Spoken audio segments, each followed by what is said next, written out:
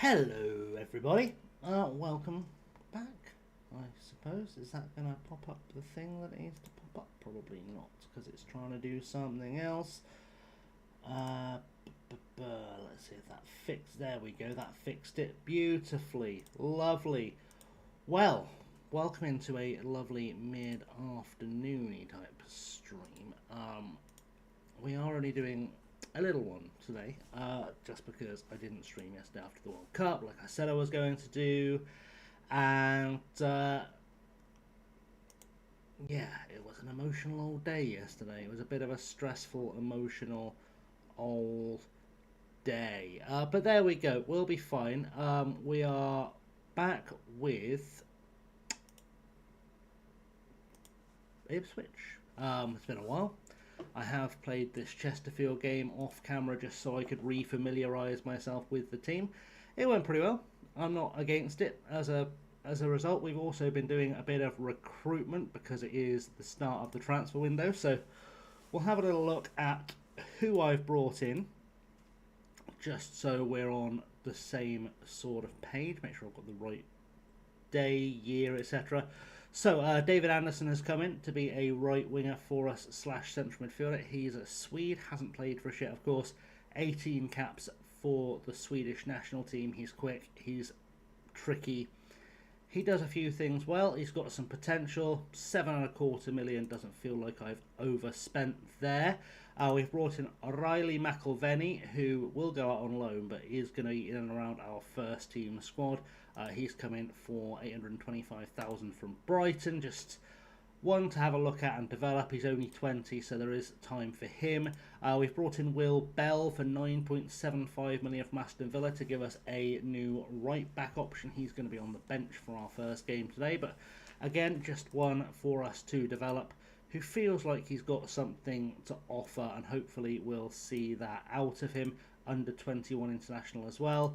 We've brought in Janos Molnar, a left winger, who again just a bit of a squad player. The mission was, as I recall, to lower the age of the squad. They were all over 30, and the board wanted players under 23, so that's what we've gone for here. He's cost us 325k from Roma, and he is an international, which is quite nice. Hopefully he'll have room to develop. We've signed the brilliantly named Abraham Getachew on loan from Manchester City, another left winger who is quick, and he's just generally all round pretty decent. Should be able to perform for us German international, which is a bit of a boon. We've got this guy, Phil Pearce, a striker for £15 million signed from Newcastle. Again, one for the future, 21 years old. Really building up this squad of players who are young with room to grow is sort of been the mantra here. We also brought in this fella, Abubakar Kamara, who is a cam. Hey Liam, I'm good, thank you. Did I enjoy yesterday? No. No, I did not. This guy's got 7.5 from Nice, so yeah, good signings around. Yeah, yesterday I think was the most frustrating time I've ever had watching England.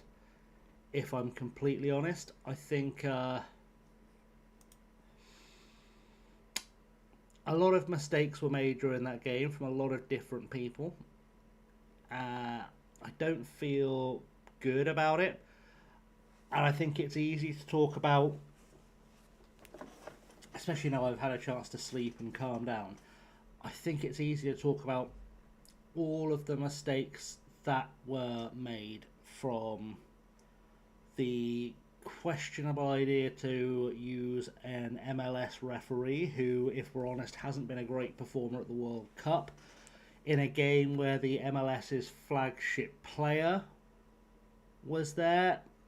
That felt bad. I think the fact that we've seen so much use of VAR to lead to red cards for maybe off the ball incidents or incidents that the ref didn't see properly the first time, and then for Elliot Anderson to get punched in the back of the head 2 minutes in and no action to be taken, that's always going to be questionable. When that same player scores for Argentina later, when there's no doubt he would have been sent off had that been VAR checked, that's going to upset people. But even just on the pitch, the idea that we went a goal up and then went ultra defensive when we were in the ascendancy in terms of momentum. We had another goal or two in us if we just kept going. And B, it's been patently obvious throughout the tournament that the weakest part of the English team has been the defence. So to try and rely on the defence when they've not been good feels like a really stupid decision that I don't feel like Tuchel's done a great job of explaining himself with. There are a lot of things. The fact that I, as you know, I've said this throughout the tournament. I don't believe Harry Kane should be England captain, because the first time I realised he was on the pitch last night was when he gave a post-match interview, because he did nothing. And he's been consistently doing nothing except occasionally popping up to score the odd penalty here or there throughout the tournament. And I've been questioning whether or not he should be in the team at this stage, because he doesn't seem willing to contribute. I will say Jed Spence, you're right. Jed Spence, absolutely incredible. And yeah, I don't see the point of the third place game. I know why it's there. It is a hangover from when the World Cup was developing out of the Olympics, where you obviously have to have a third place game to decide who gets the bronze medal, but realistically nobody gives a shit about who comes third in the World Cup. With a gun to your head, and without using Google, could you tell me who came third at the last 3 World Cups? I know Croatia came third in one of them, but there's no reason for me to instinctively know that. It's in my head as a thing that happened. It does seem a bit pointless. I mean, I suppose the one benefit is that we can maybe use it just to give Kobe Mainu a game. Maybe let our backup goalkeepers say they played at a World Cup, but realistically it doesn't provide anything beyond that. Yesterday, actually, I'm not sure yesterday was from the start of Watkins' game. There was a time, probably about the time went to the stupid defensive changes, which were a mistake for many reasons, where I was starting to feel like Harry Kane had contributed nothing, and the Argentine defence was tiring, and I didn't really care whether it was Watkins or Rashford that went on instead of him, but one of them needed to go on up top instead of him, because up against a tired defence, one of those two, they may not be the most lethal strikers in the world, but they are going to cause havoc, because they're just going to tire players out and make space for Jude to do things with, which I think is an issue. I thought Morgan Rogers did very well on the right. I do question the logic in when Argentina equalised and we made changes, why one of those changes wasn't Saka, who has proven himself as a game changer. I have a lot of questions. I don't have many answers, but I have a lot of questions. And I think it's one of those things, it's easy to be able to dissect all day. And no dissection of it is ever going to be more or less valid than any other, but a lot of things I have questions about. I've been sceptical of Tuchel's decision making a lot during the tournament. We talk a lot, or he's talked a lot about the idea of mentality. And whilst it's great that the players have got the mentality to keep working when they're behind and come back from behind over and over again in the tournament, which they have done, you do have to question why we were behind in the first place and interrogate that, and then realise that, oh, we're behind in the first place because our defence isn't very good. Maybe we don't rely on the defence. Maybe that's a thing we should be more alive to. Does that make any sense? And also, I think all the mentality in the world to be able to go, oh, we're down, we're behind, we've got 25 minutes, let's dig deep. No, dig deep from the start, get 3 or 4 goals up early, and then dig deep and hold on to it. It just makes more sense. We are. It's not necessarily it. It's just I felt like after last night I needed to not think so much about the World Cup. Benny, welcome in. Yeah, I felt like I needed a break from the World Cup, and I was like, we've got a thing we've been doing ongoing. Let's just do that and get a little transfer window out of the way. I do want to sort of slowly land the plane back to normality. I was sort of reaching a point where I was over the World Cup thing. Like, you can only play the World Cup so many times before it starts just being the same over and over. So I was sort of at that kind of, I need to land the plane as well. That's part of what's going on. I'm very good, thank you, Benny. How are you? So yeah, I think back to normality. We are in a good place with the regular content anyway. Obviously with Supermarine, which returns on Monday. We're in the Champions League for the first time this season. With the Journey, we're in a good place with a team with a lot of money in the Championship to make something fun happen. So, yeah. Oof. I didn't even know you were playing Qatar last night, but that's not ideal. At any sport, really, losing to or drawing with Qatar, because they're not exactly a big enough nation to be dominant in many sports. Kabaddi, maybe. But, yeah. We've scored a goal, which is nice. But yeah, that's why we're going back to the Journey. It's just because of I needed to not think too much about the World Cup. Which tournament's this in, Benny? I feel like I've not been paying attention to a tournament. Not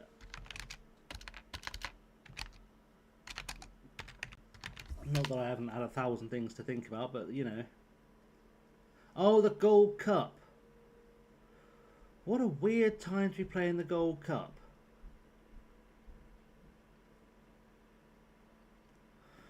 What an odd choice.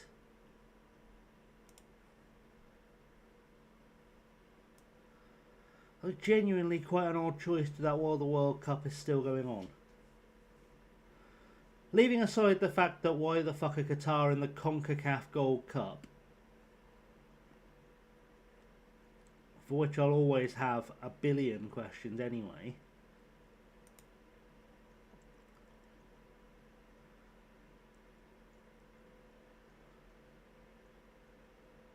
That also doesn't look like, and I might be wrong because I don't really pay attention to the US men's national team, but what I'm looking at here doesn't strike me as being a first choice side. Google's saying it's the Gold Cup.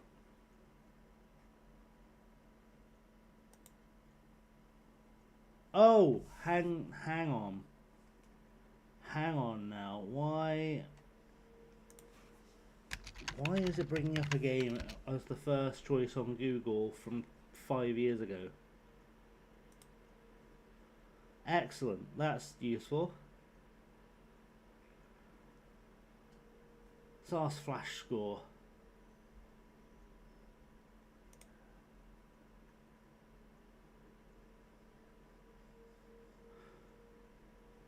I don't understand what's occurring here.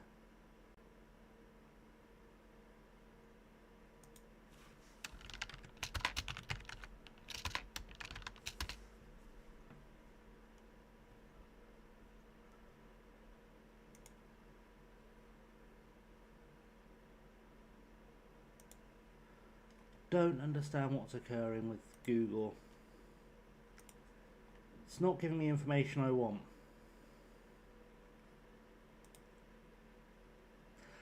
Oh my words. Oh, sorry, but I didn't realise. I wasn't expecting FM. Excellent. Okay, good. It's crazy, not expecting FM on an FM stream, but you know what I mean. That was not where my brain went, but that makes more sense.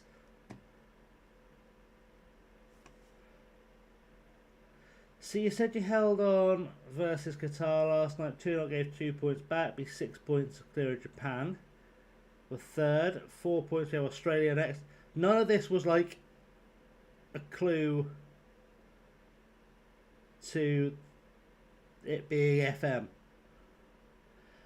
Jackie, welcome in. Hope you're well. For those who are, I should be better on my shout outs. If you're not following Jackie, please do go be following Jackie, which I will make happen as a thing once it lets me actually, you know, copy and paste a name, because I'm super lazy with the old shout outy things. Yeah, if you're not following Jackie, please do go be doing that. One of my favourite content creators in the world, who I'd love to see produce more content. Obviously, if you're not following Benny as well, be going to follow Benny. I don't want free YouTube followers, thank you YouTube. That's not going to be a thing that happens. So that's good. I can get free YouTube followers just by making content. I don't know how it works when everyone else does shout-outs, but it doesn't work when I do it. My brain has never understood that. But yeah, do give Jackie a follow if you aren't already, please. That would be tremendously appreciated. How are we, Jackie? For those who haven't joined the wonderful Espresso Nation, the coffee shop, they need to collect it. We'll call it the cafe for now. Jackie is a wonderful Swedish streamer, great FM player, been around for almost as long as I have in the FM space, with nowhere near the love she deserves, and so I encourage that trickle down love, please. And obviously you all will know the great Benny Cargate, the keystone of Twitch, streamer of, among many things, Football Manager 23, Out of the Park Baseball, anything that involves boobs and loot boxes, volleyball, Final Fantasy.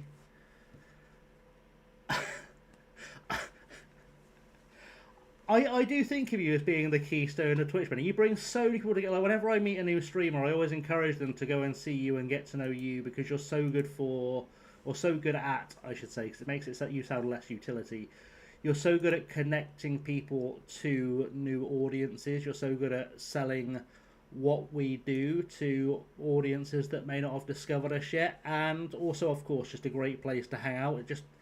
I do genuinely think of you as being the backbone of the platform in a great many respects, which I don't think is an awful place to be in terms of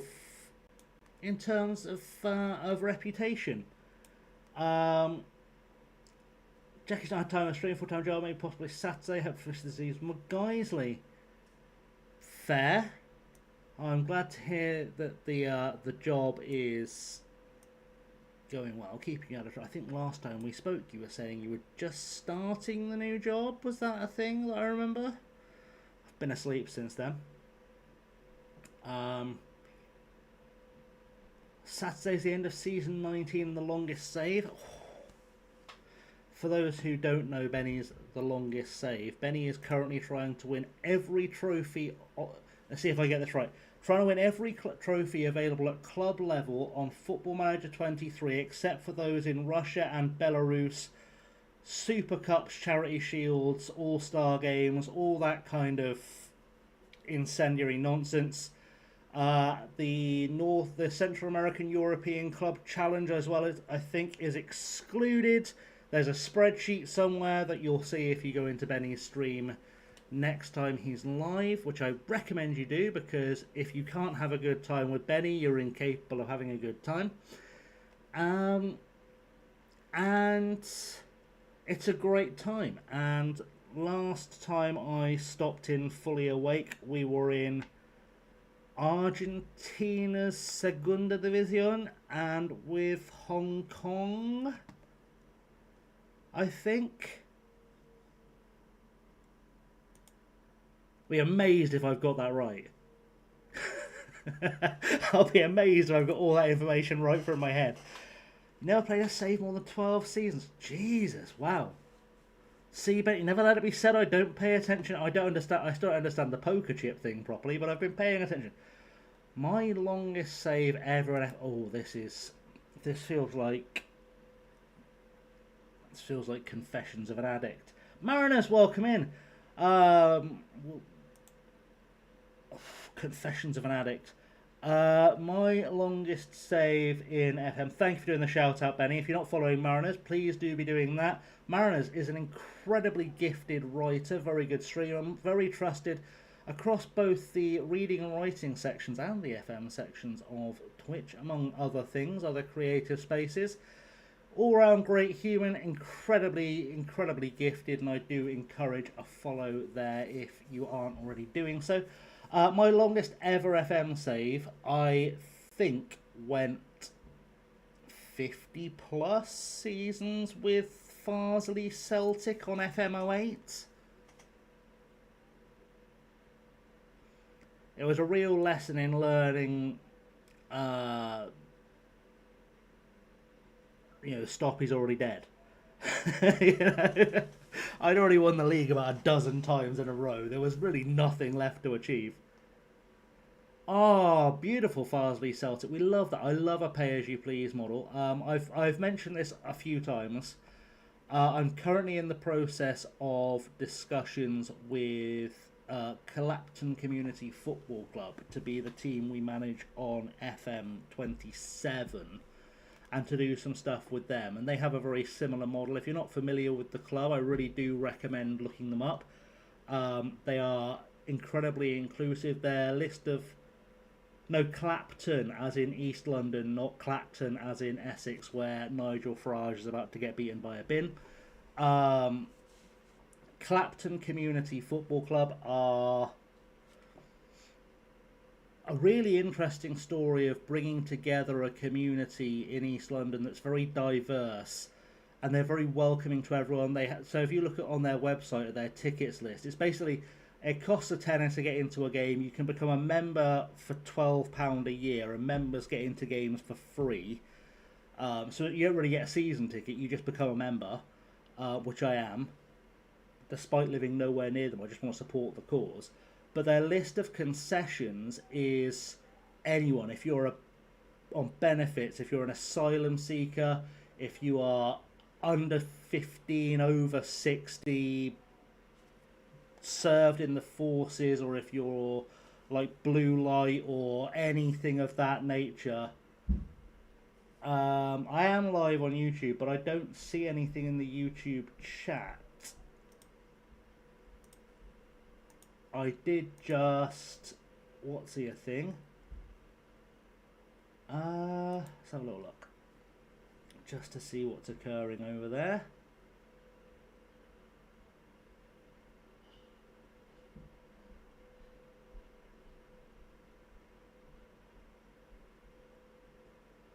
Wow, I didn't see any of that in my chat window, which is helpful. Let's fix that whilst things are ongoing. Let's drag that into its place, because I had the YouTube chat up. Well, I didn't want any free subscribers, so let's ignore that. I will get to your message in a second, Jackie. Sorry, I'm just dealing with this nonsense. Apparently I insulted someone, their friend. I've no idea who you are, but good. If it's a problem, don't be here. That's fine. It's not a problem for me at all. Be here, don't be here, your choice. I don't know why I've suddenly got people trying to bot free subscribers in, because I don't want them. I get them just by posting content. It's very simple. Right, sorry, Jackie. Played to 28 with Harrogate and FM26. Got stat from Guiseley. Shucking went to rival Harrogate, now in League 2. Signing Guiseley, youngsters, Regens. Longest save was 2101 on FM09. Jesus. Let's remove that. Good. Thank you for following PBFHCH. Welcome in to the journey with Ipswich, where they've given us an ungodly amount of money to spend, and it's a bit weird. Look forward to seeing how FIFA do with the Argentine FA. They won't. Yeah, it's very hard to be. And Liam will tell you, I've tried to be as objective as I can be with the game last night. I do want some answers about various things. One of those things being why the Kwanzaa red card was checked by VAR, but Elliot Anderson getting punched in the back of the head by Enzo Fernandez in the second minute wasn't checked by VAR, because it was very obvious. Everyone saw it. The ref was not stood terribly far away, and I find it very, very hard to make any kind of argument that that wasn't a straight red. So I don't know.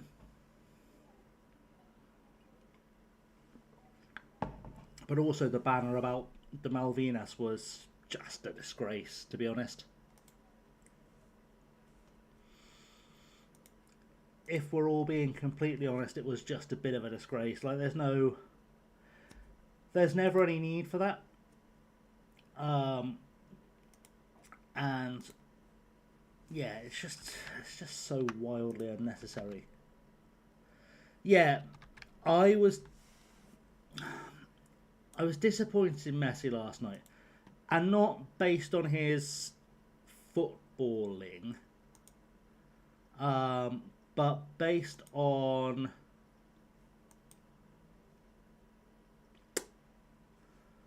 his behaviour, I think, is the way I would look at that. Based on little things like him kicking the ball away repeatedly and all that kind of stuff just feels unnecessary. Yeah, I don't like that behaviour. Yeah, tackling him is apparently illegal, which is great.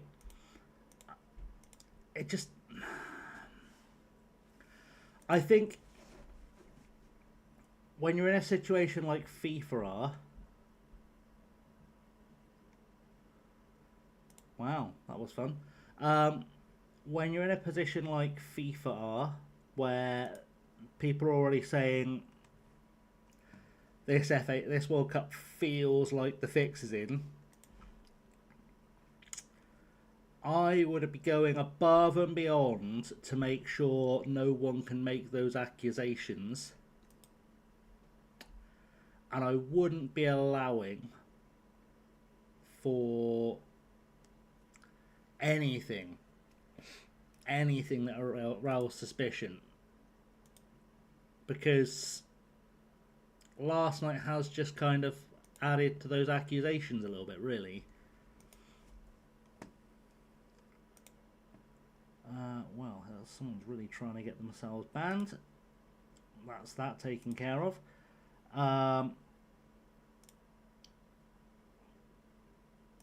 Do love a good follower bot. Stop playing attacking, went defensive. Feel like England would have had a better chance if they'd not gone defensive. I'd play on the edge, that's probably over the edge. Yeah, that I think that's the thing we were all thinking last night, Jackie, was, and again, I sort of addressed this earlier, our biggest weakness in this World Cup has been our defence. We had the momentum, we had the players on the pitch, we were going at them constantly. It felt like we could score a second goal, and then to suddenly send on defenders and rely on defenders just felt... It felt like Tuchel hadn't been paying any attention. at all. I don't understand it. Like, I was saying on Tuesday night that I felt like England would be in a bad spot if Conser had started because of his temper. And I stand by that now because that game was feisty, and I can just see so many situations where Conser would have been the one who lost his head and got sent off. I can see it happening. I was all for Dan Burn being sent on, but I probably would have done it 15 minutes later than Tuchel did. Once we had Argentina in a position where they were desperately fighting to try and win as many dodgy set pieces as they could, because you disincentivise them trying to win set pieces if you've got big Dan Burn, who's 23 feet tall, stood in the box. Suddenly the idea of trying to win a cheap free kick doesn't feel quite so appealing, in my opinion. Ooh, hello. I will always question not sending in Saka, not sending in Rashford earlier, not using Watkins. All just feels stupid. Pieces are pretty much there, you're right. Mahrez, get another centre back on sort of the right back, Lewis Hall at left back, solid side. Yeah, fair. Downy wingers who can beat a fullback in different ways. That's true. I mean, I don't know if that's entirely true because good work, Liam. I was looking for the ban button and I couldn't find it. Saka can do it, but he's not fully fit. I feel like that's something Jarrod Bowen's really good at when he plays on the wing. I think with this squad, Madueke is not great at it. Eze is not great at it, and that was a problem. I don't think that it's necessarily Gordon's strength, but Gordon's strength is that he is constantly moving. And it always comes back to defend.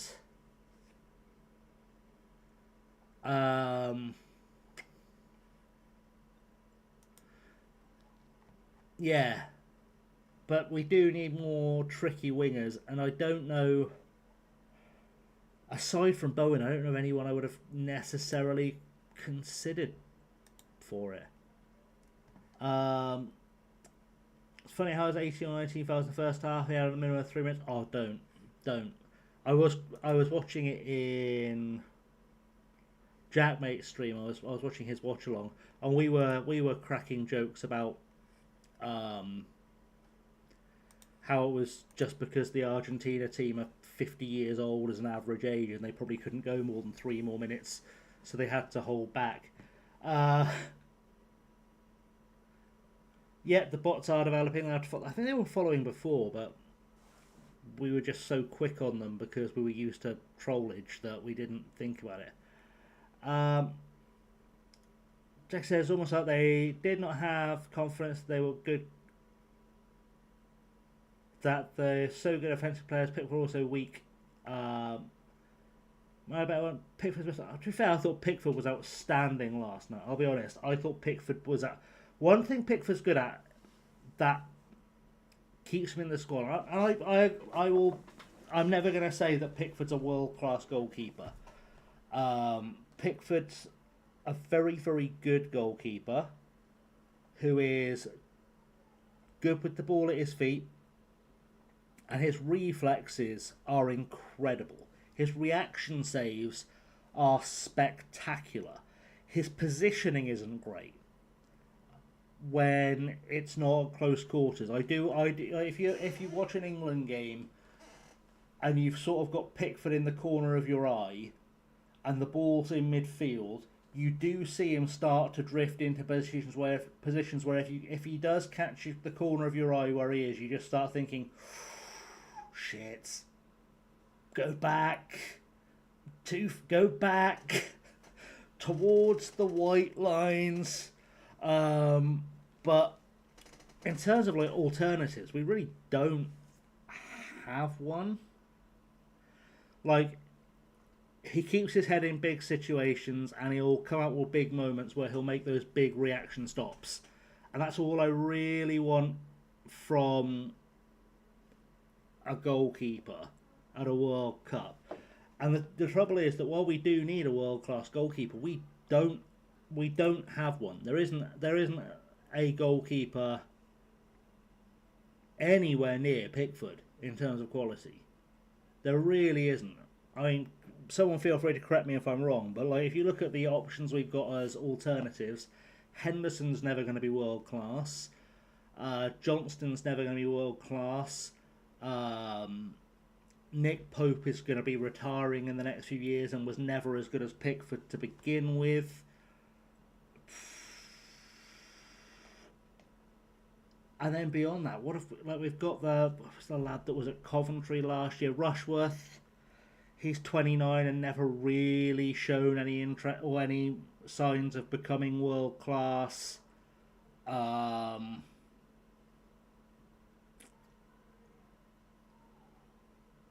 can make a really strong argument that Aston Oxborough is in the top 10 choices for the England #1 shirt, and he spent last season on loan at Dunfermline. Like, we really don't.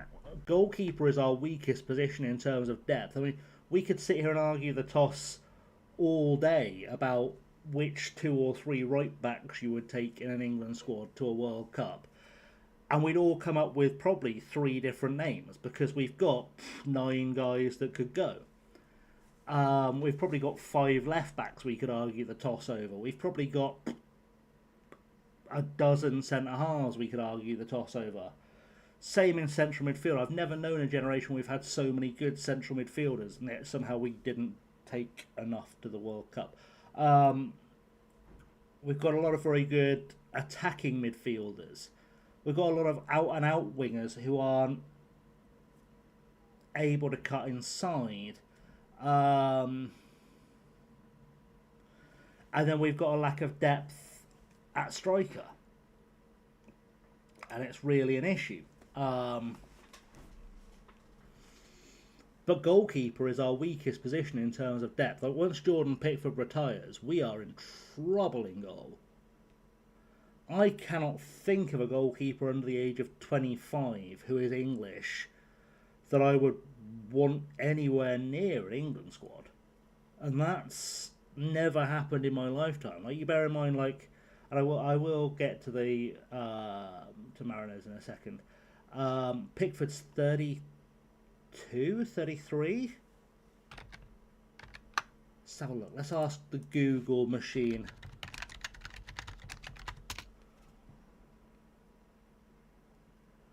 So Jordan Pickford's 32. So he might have another World Cup in him, but like, if we were to look at like, let's just look at the England _21 squad. Sorry, Mariners saying third place is actually quite big. Next year is the home one. Decent chance England could face France. That's true. That's true. Right, so let's have a look at the current England men's _21 squad, for example. Right, in goal they've got their #1 is James Beadle, who plays for Brighton. He's currently 22, so I guess he's going to age out at the end of the year. He's had loans at Crewe, Oxford, Sheffield Wednesday and Birmingham. He's not playing... Like, he's playing Championship football, but is he...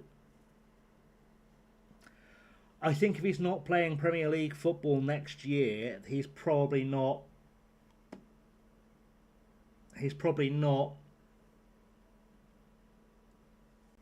gonna make that list, you know? And then his backup is Tommy Setford, who made the horrendous mistake of joining Arsenal. Unbelievably stupid mistake. I'm sorry, I know that's a controversial opinion, but he started his career at Ajax, as many of us will be aware, and then moved to join Arsenal. He'd be in the Ajax team next season. He's never getting in the Arsenal team. It's one of the more bizarre decisions I've ever seen. And admittedly, he was behind his brother, I believe, at Ajax. He was his brother's backup at Ajax. And At least his brothers had the good sense to go and find a loan in League 2 this year. Thank you for the alert, Maris. That's I'm going to have to change a setting on it. I'm going to have to change a setting. How do I change? Is Benny still lurking? Is someone who knows the back end still lurking?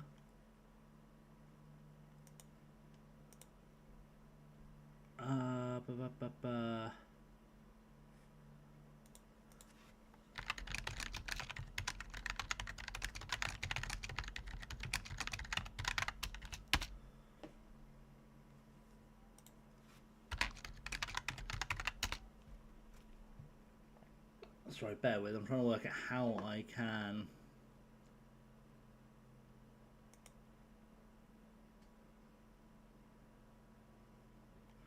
Oh, okay. Apparently, I know it's a big bot heavy day. Apparently, doing that. That's not what I wanted to do at all. That's not what I was trying to do at all. I don't want followers only mode for...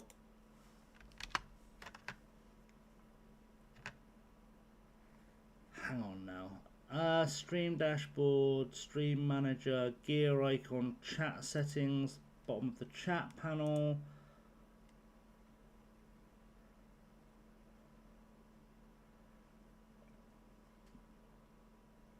What is shield mode?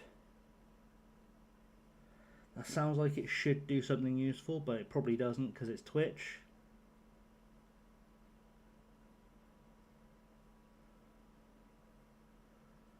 I don't want to say no first time chatters because that's fucking stupid.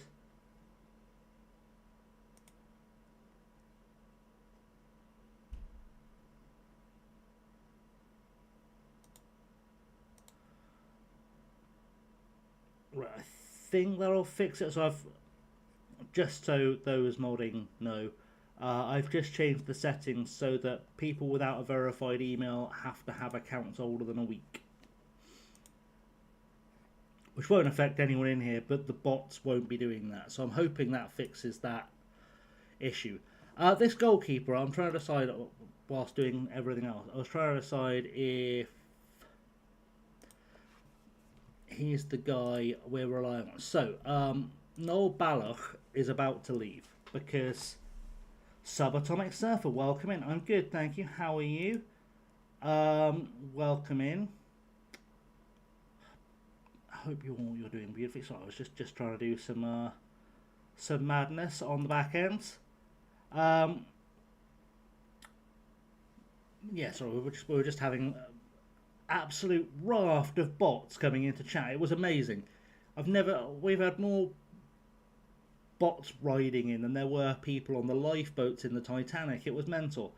But yeah, hope you're well. Welcome in to our madness. We're currently managing Ipswich Town for the benefit of those who are new to the Twitch Fest. I'm trying to decide between these two goalkeepers. Well, I say I'm trying to decide if this goalkeeper, Josh Ross, is the guy to replace the goalkeeper we're about to lose for a lot of money. I think he probably is. I think he's probably going to be that goalkeeper. We are in a situation where I've not opened this save in a month because of the World Cup, and I'm still trying to work out what I was doing transfer business wise in the background, which happens. I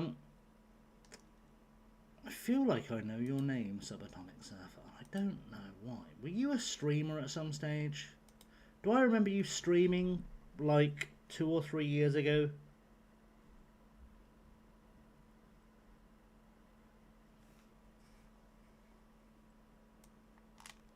Is that a thing I remember?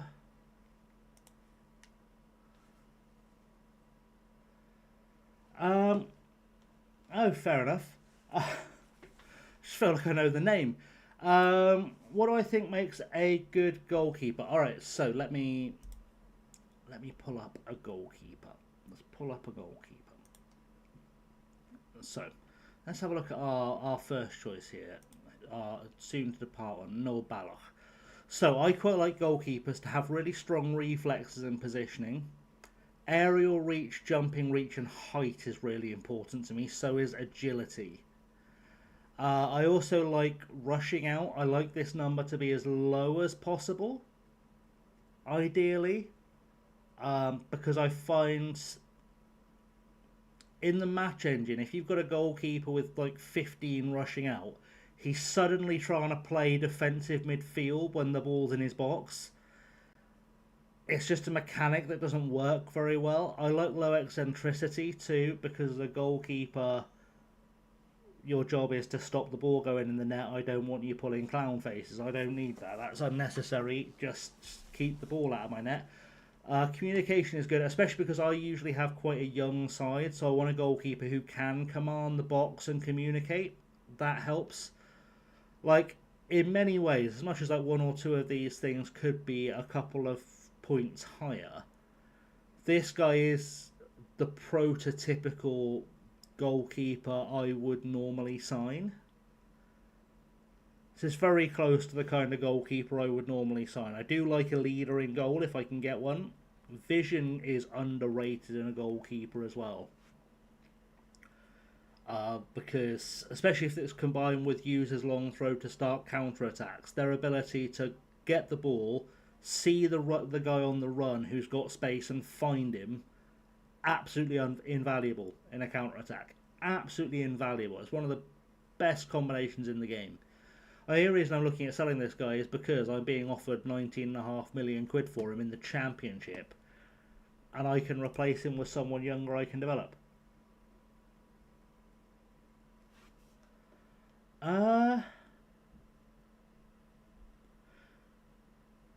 Zion Suzuki would be a really good backup. I'm trying to think who else. Who else we've come across. True Grant's a really good backup if you're in first season, especially if you're the kind of manager who likes to use. I'm trying to work out what Di Gregorio is playing because that's my brain too. You're only signing Italians or Italian-based players. All right. Yeah, I don't see why Suzuki or Saghetti wouldn't work. Trying to think who else I can think of. Because I haven't managed many Italian clubs because I find the rules annoying.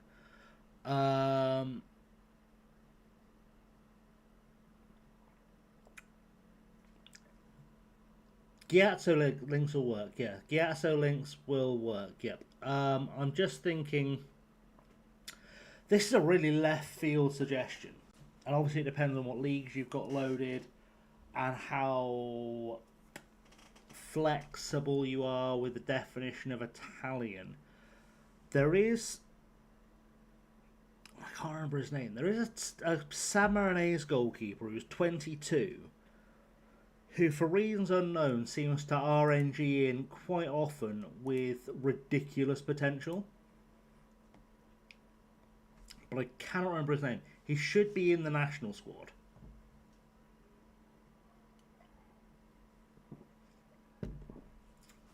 Razvan Sava.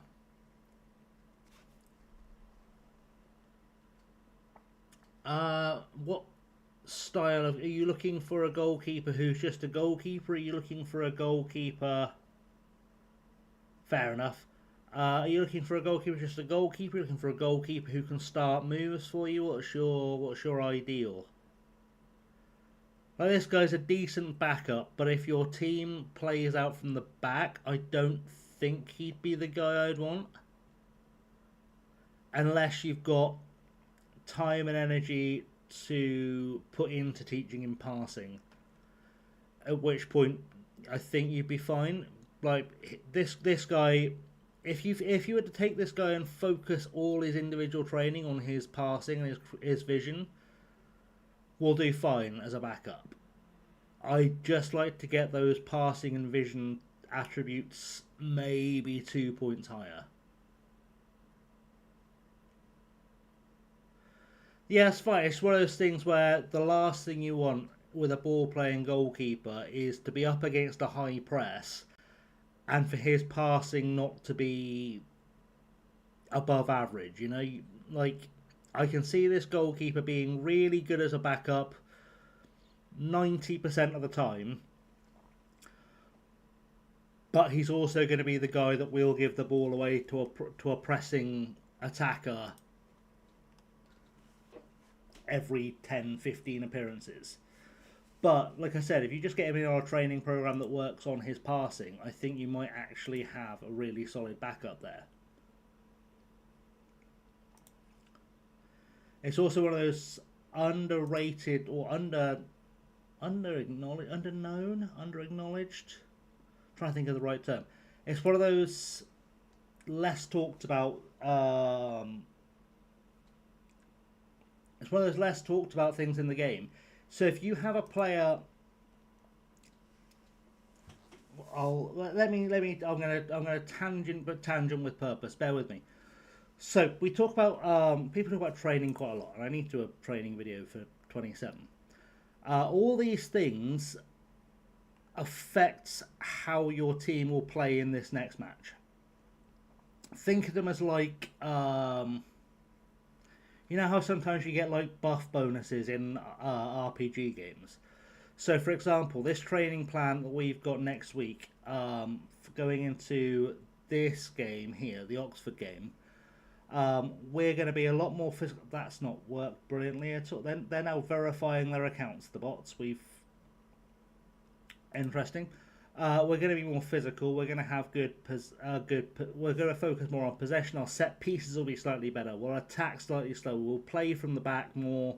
All this kind of stuff. It works the same with individual training things. So if you've got a goalkeeper who is training on passing as his individual focus, while it might say his passing is 9, he might actually pass at a 9.5 or a 10 during the game, because during his week he's focusing exclusively on his passing and his creation. And so you have to think, like in real life, if I was to have you focusing on, I don't know, let's say I set you down and I said, okay, this week all I want you to do is focus on drawing people, right? Now, by the end of the week, drawing people will be second nature to you because that's all you've done all week. It doesn't necessarily mean you're going to be world class at it, but you're going to be much better at it than you would have been if I just said, hey, draw a person. You know? Training works the same way in FM, basically. So you can take advantage of that as well. But yeah, I mean, it's kind of a case of go with whichever is the most affordable, that you feel like you can mould into the player you want to be there. Liam, when we joined Ipswich, they gave us 78 million to spend. I have spent a small fortune. Like if we just have a look at what I've spent this, obviously this is our first window since arriving, and we're very early into it. So I've spent what, 9, 16 and a half, let's call that 25, 26, 27, 34, 44, 59, let's call it 60 million, split the difference. We call it 60 million I've spent. I know there's a thing that will keep a running total, but we weren't here at the start of the season. Jesus Christ, how is this bot now posting now it's banned? How is that? What?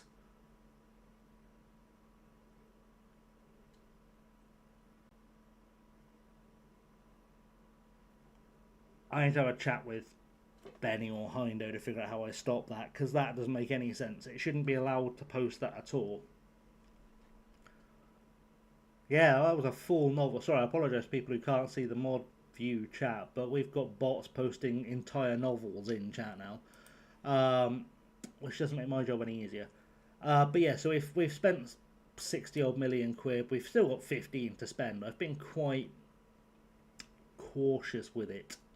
I say cautious with it. I've been buying a lot of younger players. I'm trying to get rid of the older players. We've got a couple of bits of business, I think, still going. We've got a few players on work permits or looking at contracts or whatever to come in. We should be fine because we've got 27 million apparently going out. We've got 56 apparently coming in. I'm not stressed about money at this stage. Would help if I just clicked deny on them, wouldn't it? Or Ipswich must have been a Premier set 8. Yeah, so we're in the Championship. Welcome in, Simon. We're in the Championship. We are 4th in the Championship, I believe. 125 stream streak. Whoo! Insane stuff. Block word view. Yeah, that's it. It's because I've blocked the word viewers, but there's got to be a way to just stop the relentless spammy bullshit. I'll talk to Benny or Hindo. They'll know how to fix that nonsense because they are the experts in these things. Several clubs have made an offer for Samuel. I'm not selling miracles. I'm not the Catholic Church.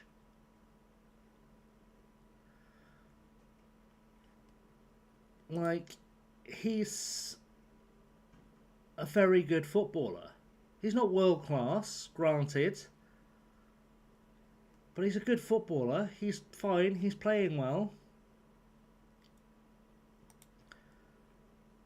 I done something stupid. Why did I transfer list him? I didn't transfer list him. He was transfer listed when I got here. I know he's not a worldie, but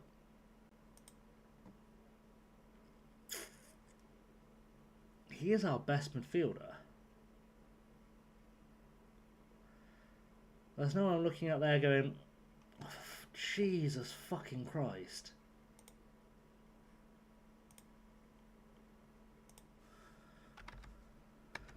Sorry guys, bear with. I'm going to see if there's a thing.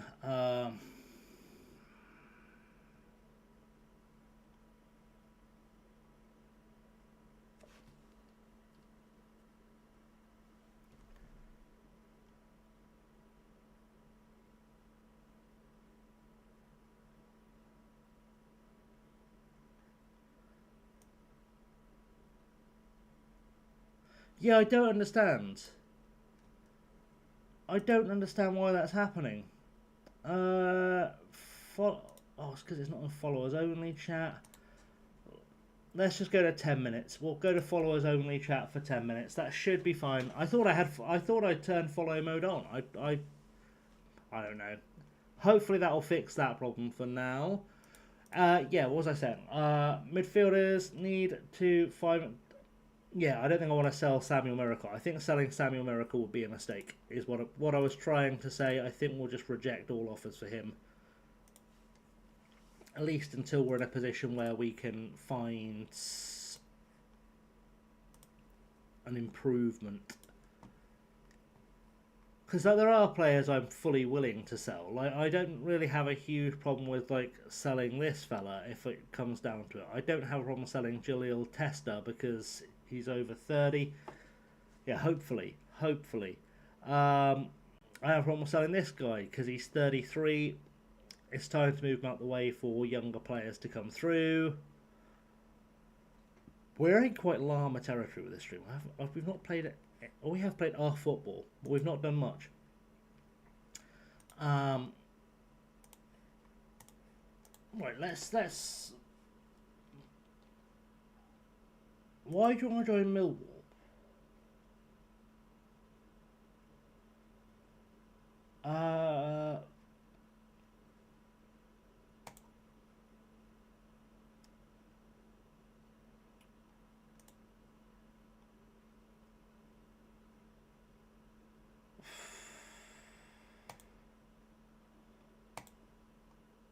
Alright, if Millwall offer me 20 million quid for you, okay, how about 19.5 million quid? Alright, this is my final offer. 18.25. Good. They pay £18.25 million. Will let the Miracle lead.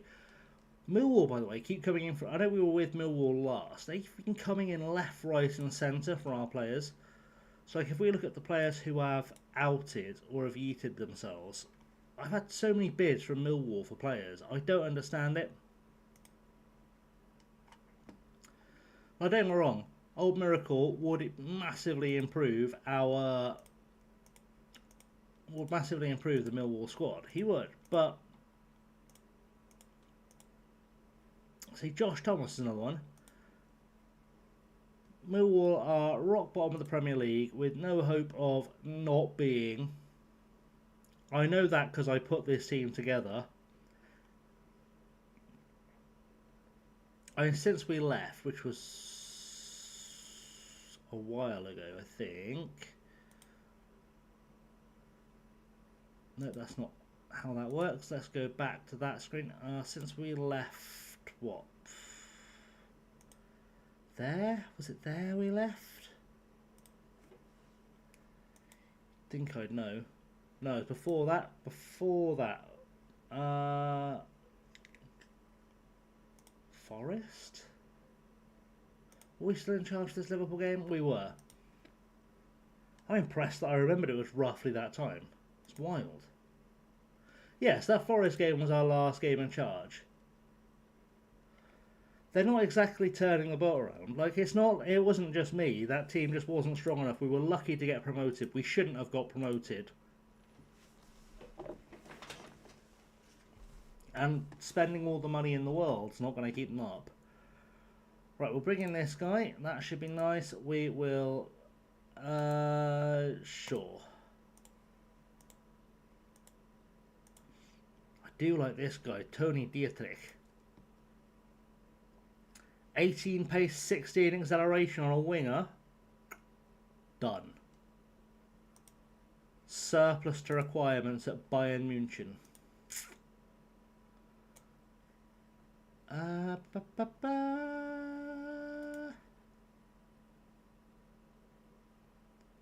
Yes, I think we will. I think we will.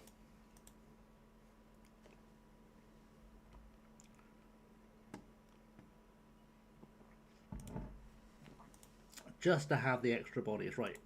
Intensive English course. Go do your thing. You need registering. Do I have a spot? Nope. Do I have a person to drop from a spot? Sort of. I let Marshall go on loan because I think there's something. Actually, I'll put him on the transfer list as well. Just because he's not someone I'm desperate to keep around, and we'll put Dietrich in there, and that's right winger for right winger. Problem for like lightning now. To be fair, there's not really a huge problem with them following if they can't post for 10 minutes. It's just kind of a... I don't know, because I don't know how bots work. I should, but I don't know how bots work. Presumably they try a couple of times, get bored, and then they delete themselves. Like, presumably if I was to unban all of the bots that we've ever banned from the channel, we wouldn't suddenly have 5 billion stream boo bullshit messages appear.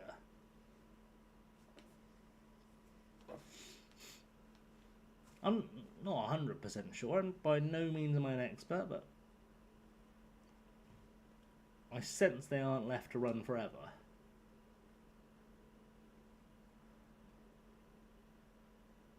But I do wish Twitch was better at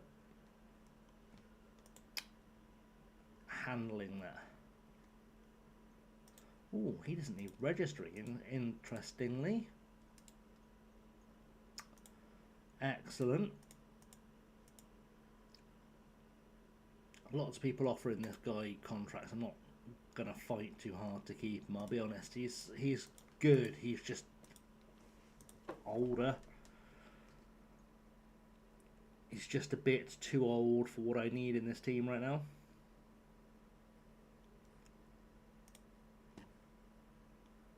Just need these guys to finish up what they're doing. I need for... what's his face? The keeper. Baloch to make his choice, because realistically he plays for Ipswich and we've got money and we've got a good side, but realistically speaking, Marseille, Wolfsburg or Juventus, it's not a tough choice. Basically, do you want to live in Turin or do you want to live in the French Riviera? That's the choice you've got to make.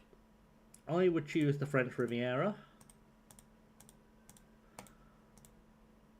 but also if I was trying to be like a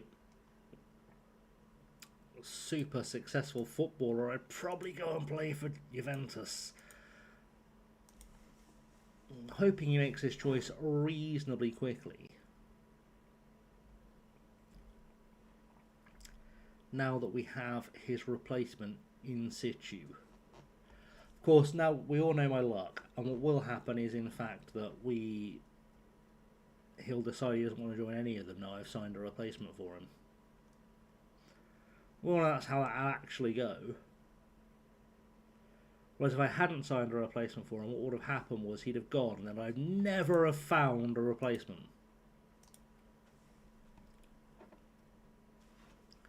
Normally I'd holiday to the cup game, but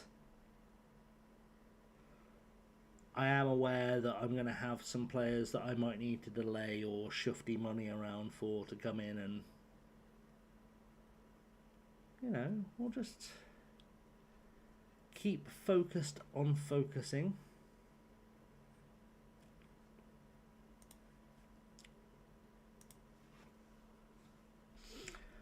I feel like probably beyond the Oxford game I'm not really doing a lot of transfer business anyway, unless something big comes up. Got another winger in. Edmar Goniela. It's another fast boy. We've got a fast boy on both sides now. We are weaponised. We are weaponised as a club now.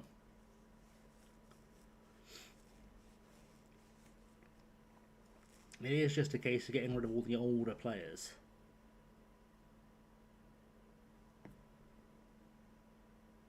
Which is not the worst situation for us to be in.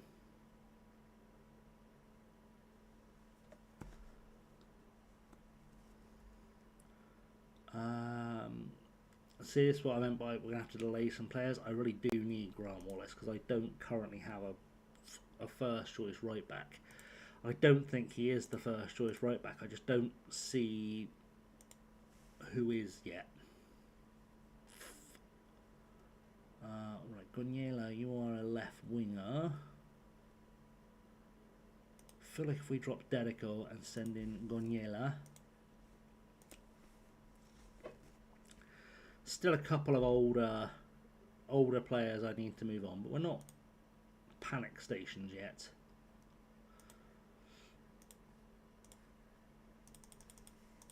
And certainly having no worries about registration for the FA Cup is nice, because I'll just play whoever I need to play against this Oxford side, who are a League One, bottom of League. Oh, you love to see it. 22nd in League One for Oxford United. Tell me that doesn't bring you a little bit of joy. Oxford United in a relegation battle. Love to see it. Love to see it. That's always a good year.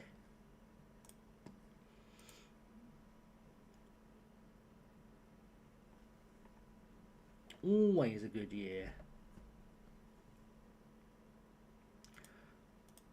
Excellent. We've signed multiple left wingers, and multiple left wingers have got themselves injured. Sell now. Beautiful. Bye.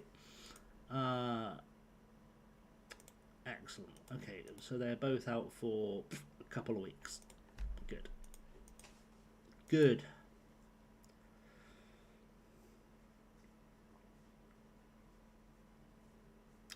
We do need to move some players out so I can bring some more players in. That's going to be the mission. Move some players out before we bring some players in.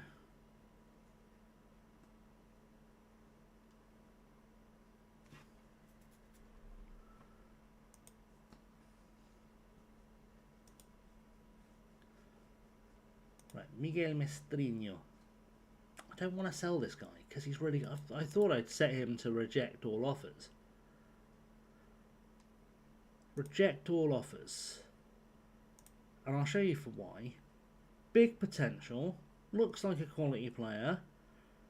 Probably going to try and teach him to be a right back. And the fact that we keep getting offers from every other club seems like we should probably try and keep hold of him. And bring him in. I am going to try to start bringing him into the starting lineup. Right, you've had a work permit rejected. Okay, Marseille signed Balloch. Good. I guess we bring him in and just loan him out. Because he's quite good. We've added how much to our... Hopefully quite a lot.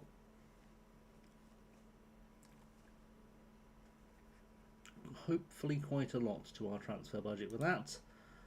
We're up at £19.88 million, which is nice. Registration, just make sure I actually registered the other goalkeeper, because they'll be just like me to not. Oh, I don't need to, because oh, I do need to. That's fine. I do need to register him. That's perfectly normal. Okay, Josh Ross, our new #1 goalkeeper, is going to have to learn quick. He's going to have to develop quick. But I'm not against it. I'm not against it. Chris Wiles is off, ironically, to join Oxford, so fun for him. Enjoy your exit from the FA Cup. I hope you have a great time down there. Demis Venturini is going to go on loan. Perfect. Shouldn't take too long to get a loan for him, I would imagine. Probably somewhere within the UK. Yes. Good. Alright, fun. Let's onward. Batuan Koban Shoban? I'm never sure how to pronounce it. I think it's a sh noise. Batuan Shoban. 7 weeks? My words.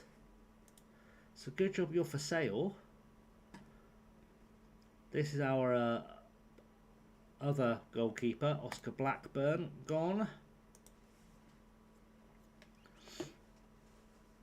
There is another goalkeeper we could go after for a new backup option who is younger too. I did have my eye on a goalkeeper.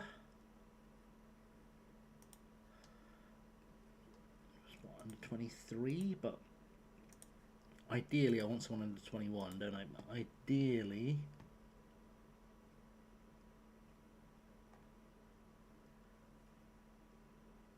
Would Julio Cesar get a work permit? He probably wouldn't. Rafa Bjarki Marsfersen from Bern. Nana Abura. Ooh. Would he get a work permit?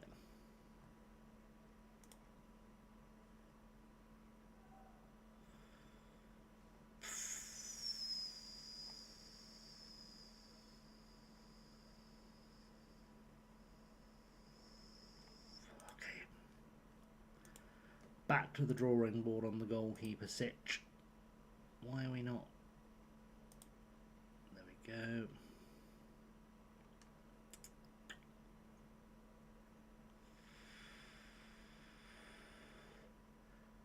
See, he'd be ideal.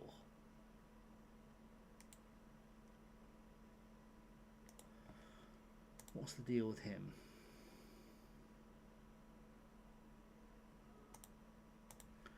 Take a pay cut. We'll add him into our rotation for goalkeepers. I knew Burton would take 5.75 for him because Burton are always hemorrhaging money. We're not going to loan him back. We're going to probably have him in our goalkeeping rotation because I'm not 100% convinced that the guy we've signed is the first choice, but It doesn't hurt to have 2 goalkeepers. Pro tip. Alright, let's go play the Oxford. I was going to head out by 5, but we may not get. We may have to. I don't know how long we've been streaming for. It's been so long troubleshooting bots today that I don't know how long I've been streaming for already. An hour and a quarter. Do you think so? Any more updates in FM26 to 27? No. They've already said there's going to be no more updates for 26, and that they're now switching their focus to working on 27.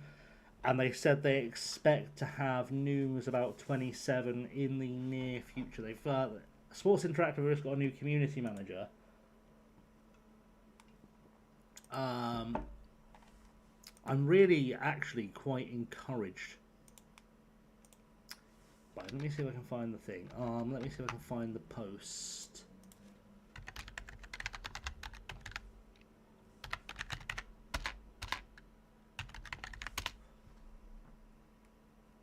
He's come over to them from Frontier, as in Frontier devs, the guys who made the F1 Manager games and the Planet Zoo games and such. He seems really switched on. He does seem switched on. Bear with, I'm just trying to. I don't know why that's gone in immediately on my comment, but you can read the thread there.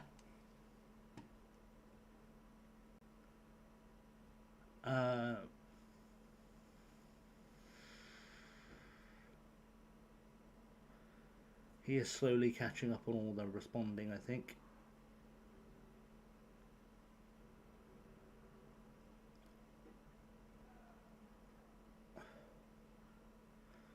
He's responded to everyone but me, the cheeky bastard. Anyway, yeah, he seems like he knows what he's doing, and yeah, he just based on what I know of this guy and where he's worked before, I think he's going to be a really big add to the team, which you can see ironically in the post that I wrote. But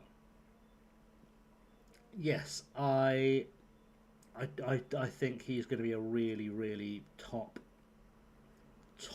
addition to this particular team. So yeah, good stuff. I'm doing a remarkably bad job of actually playing Football Manager today. Right, let's go play Oxford, shall we?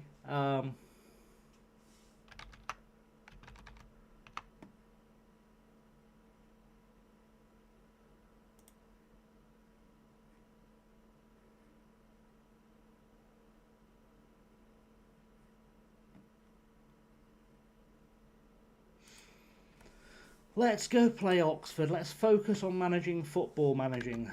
I said that and almost immediately switched windows. Oh, well, smart me. Right, Getachew is broken. Last chance to see Romario and Derrico. It's decided Ross is our first choice goalkeeper. I don't hate French being backup, but I don't want him on the bench right now. Also, I don't want 2 left backs on the bench, because that's stupid. If we're honest, having 2 left backs on the bench is a stupid opportunity. A stupid thing to do. Swanky, welcome in. Much appreciated. How are you, my friend? How is your save going? Guys, if you're not already following the beautiful Swanky Pants, please go do that. Swanky is heroically good. He's a good time. Lovely bloke, and some say, although these may just be scurrilous rumours, but science has proven that if you follow Swanky, you will become 72% sexier. I'm just the messenger, not the scientist, but I've heard. Okay, I've heard. But yeah, welcome in, Swanky. Welcome in, Duck. Always good to see Duck God of Quack appearing. It's all right.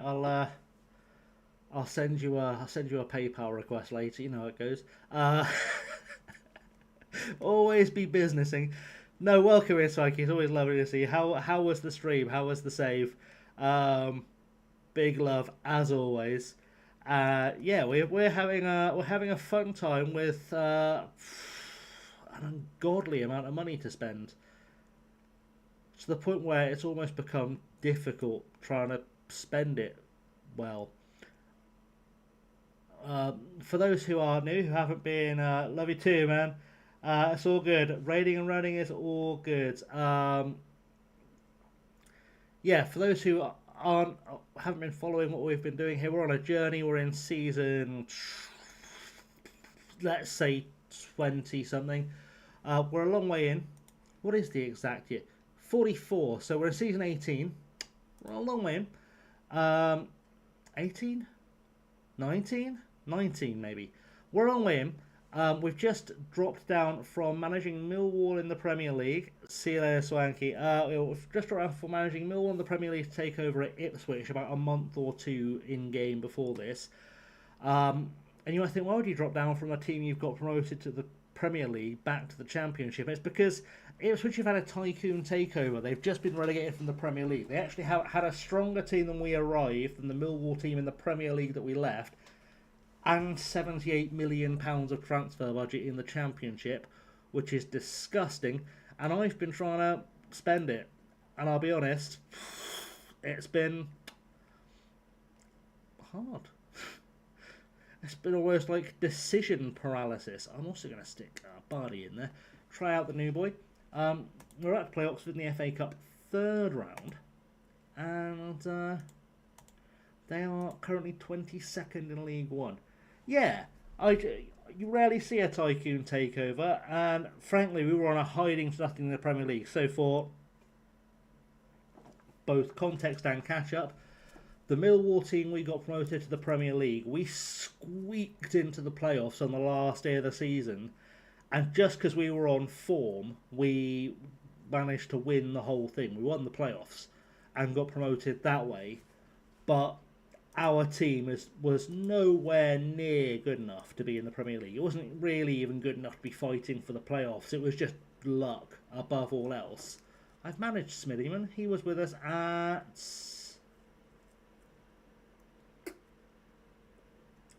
Cambridge. Yeah, anyway. Yeah, so it's sort of they didn't give us enough money they gave us about 20 million to try and overhaul the squad for the Premier League, and that squad needed 200 spent on it easily to have any fighting chance of staying up. So it just made sense to jump club and drop down a division now, regardless of the transfer budget, which was a bonus really, purely because it would have harmed our reputation more to have the inevitable relegation and sacking on our CV than to drop down a division and get promoted again, which is really what it comes down to. In terms of things we've done, many of this team are new. Ross, the goalkeeper, is coming in this window to replace the goalkeeper who was here that we've just got 20 million quid for. Kamara in midfield has just signed. Dietrich, Bardi, and I think Gallego have all been signed by me as well. I say I think because we took some time off this save for the World Cup. But after last night, I cannot do a World Cup. I'm sorry, it's not going to happen today. I say it's not going to happen. I've got to record and edit and upload the Spain video before I get on a train in a couple of hours. But realistically speaking, I cannot stream a World Cup. I will just get annoyed. But that's life. Anyway, everyone welcome in. If you're not following already, I do encourage you to do so, because it just makes me feel good. It's a way for you for free to make me feel good about myself for the day. Especially because even though we've picked up about a dozen new followers today, all but one have been bots.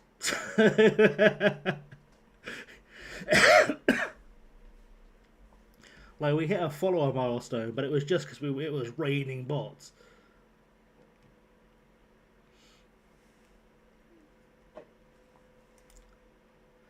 which is fun. Obviously, if you are new, if you've come in with Swanky and you're not following, you will have to follow before you can post in chat. I've got it in like followers only mode, but it's only a 10-minute thing at the moment. You just have to have been following for 10 minutes to post a message in chat. It's not personal, it's just it was the best way we could stop the bots coming in with the knowledge we had between us. Simon Thornley, thank you very much for the mountain of gift subs. Welcome to the squad.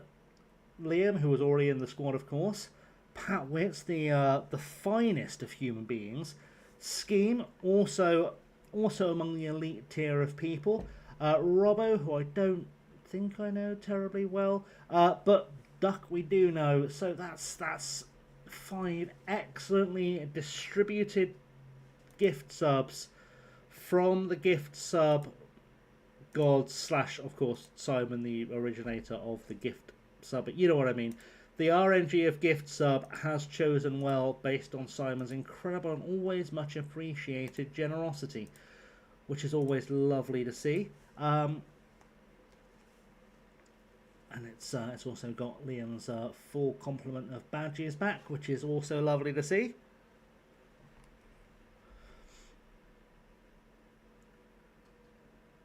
But yes, indeedly doodly, welcome in. We appear to have trying to do some kind of thing where it's trying to unlock a sub. I don't understand the unlock a sub, the unlock an emote thing, I'll be honest. It's put us on a hype train though. We like a hype train, and yeah, thank you much for Duck's excellent gifted sub. It's one more notable member of our community inside the bus. We're a 3-month subscriber and everything. There you go. That's funny. So I think you've been blessed multiple times, but I say blessed multiple times. One of those was definitely Jason, because Jason, I think, gifted a sub to everyone that was following, including some bots probably, when he did his big sub drop. Talking of which, there is a I say talking of which, in a related note, there is a possibility at some point in the next couple of weeks we might get another Cassie guest stream. For those who are unaware, Cassie is my sister. She came and played Retro Rewind with us because she used to work in Blockbusters, so she was telling stories whilst getting progressively more drunk and fighting with our stepbrother. It was entertaining. For sure. If you want to see what that entails, the second channel, which is beautifully just popped up from Stream Elements, it's the most recent video I've posted on there, I believe. I should do more with the second. I don't even know what the numbers are like on the second channel. It was just it was always just a place for me to dump VODs, but I have been marginally less consistent about dumping VODs on there. But do give it a follow. I will do more of that. Ironically, possibly among our most watched videos, it might actually be. Oh no, it's not the most watched because apparently a bunch of people jumped in for the Zomboid and the Life is Strange videos on there. So that's fun. That's nice. Always good to have that background info. Yeah. We're currently beating Oxford. Do we love to see us beating Oxford? We always love to see us beating Oxford. Because I will say this with my full chest. Fuck Oxford United. They are the Argentina of English football. They're not. They're not. That's very unfair to Argentina. Spiritually and in terms of observation of the rules of the game, it's very unfair to Oxford. If you are watching this and you're an Oxford fan, I apologise. It's never too late to repent. You have accidentally wandered into a Swindon supporting space. We're the team from the other end of the 420 who can still sign players. And we have an insane manager. So that's always good.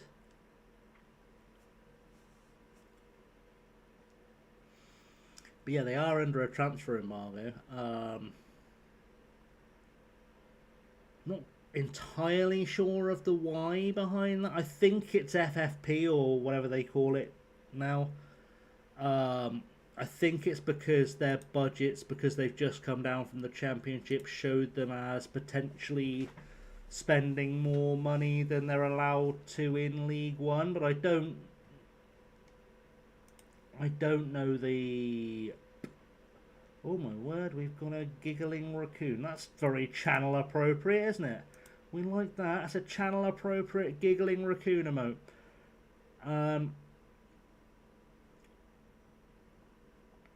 Yes. Not sure why. I could look it up, but it's Oxford United and I don't care.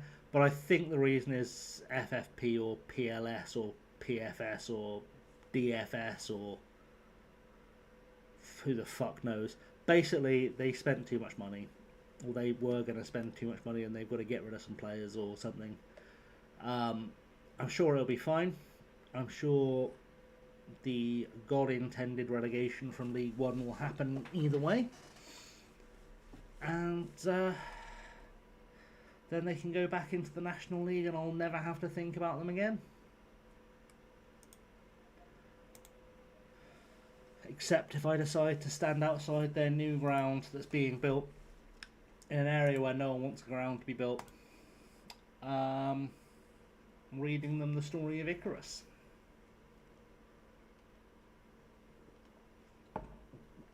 As a reminder of why you should never fly too close to the sun, and remember that you are always going to be a pub team. But anyway, I think I've scared off any Oxford fans that may have come in on the raid. It's fine, there aren't any Oxford fans to scare off. We all know that. We all know there are no Oxford fans to scare off. That's the reason their ground only has 3 sides. You don't need 4 sides when you've got more need to park cars than park fans. It's all good. Good, we made some money, we did some things. We are selling this fella to QPR. He was never going to get into our team, so that's fine. This guy was probably never going to get into our team either, so that's just free money. Come back anytime, just not while I'm here. And good for you. That's more business done. Business looking sharp, looking strong, looking good. What is it? 4:30. Alright. 4:30. You want to join a REM? REM? Oh, they paid more than he was worth. I just clicked the OK button just in case. He was worth 1.5. They've just paid me 1.8 to take him now. Honestly, I did not think that was going to happen. I thought they were like, no, we've got it for free. Why would we pay you? Anyway, it turns out they were keen to pay it. £22 million to spend now. It should have balanced the books on what we had coming in. What we're spending 19. Got another, apparently 19 to come in. Alright. Cool. Excellent. We'll take it. We'll take it. Money well spent. Money spent well. Money. I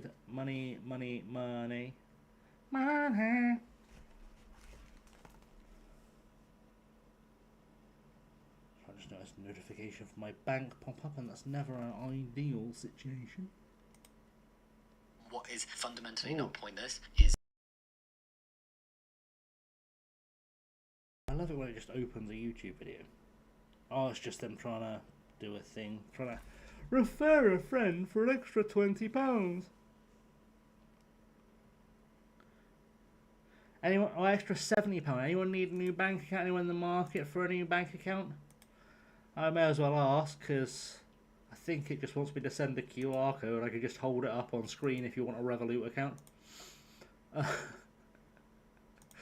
assuming it wouldn't provide any identifying information. Would be mildly amusing. Hey guys, I get 70 quid if you scan this QR code. Jerry, no one knows who you are. I'm not sure what's going on. Why are you asking who I think I am? What is your drama? I'm very confused. Always nice when you get someone coming to YouTube with, "Oh, you, yes, you!" Like they're on fucking EastEnders.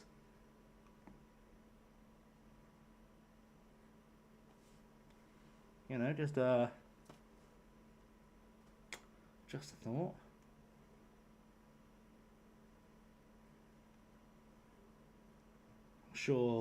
I'm sure this is going to be some kind of legitimate gripe over something, because it never is. I guess we'll find out when they finally manage a sentence. Right. Opportunity knocked, blah, blah, blah, blah, blah.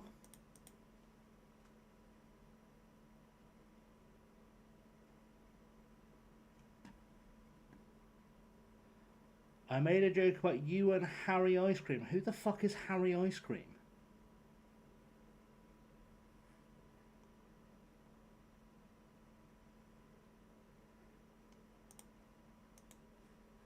Guys, can someone check the news and see if some kind of mental health facility has had some kind of security breach? Apparently I'm supposed to know who Harry Ice Cream is.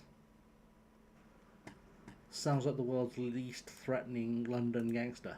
This is my buddy Harry Ice Cream, and if you don't do what he tells you to do, he's gonna fucking sprinkle all over you. Come on now. Jerry, he wasn't in here yesterday because I wasn't live on YouTube yesterday. So, good work. In fact, the last time I was live on YouTube was 6 weeks ago. So he wasn't here yesterday, earlier, or if he was here earlier, he came with the same, "Oh yeah, yes, who you think you are," attempts to be an internet hard man, and probably just got immediately yeeted, to be honest.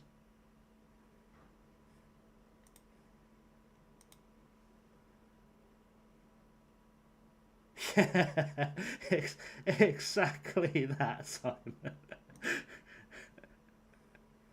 This is someone who's got some beef with me from like 5 years ago.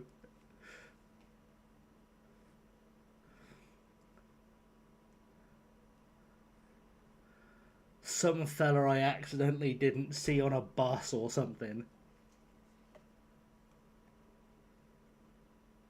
Standard grown-up beef.